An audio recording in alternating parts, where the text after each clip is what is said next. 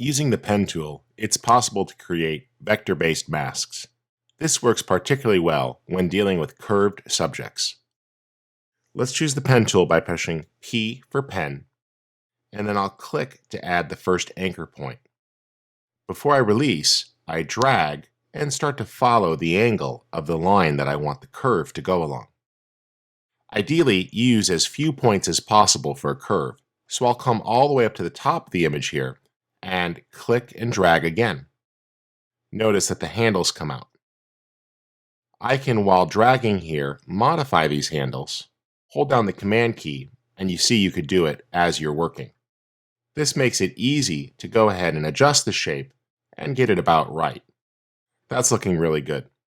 Let's click up top here, and then we'll come down to the next point and drag again to follow the curve. Come back down to the bottom and click and drag again. Remember, holding down the Command key on a Mac or Control key on a PC will give you access to those handles so you can adjust as you're working. That does a good job there. Just about have it. Play with the size. I can move that point a little bit. Hold down the Command or Control key. And by playing with the handles there, you'll get the shape you need. That's looking pretty good. Let's bring this in. There we go. Just takes a little refinement.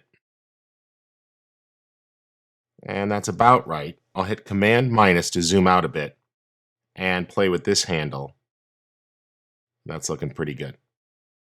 All right, to close it up, we'll come back to the beginning here and click to close the loop, and the path is made.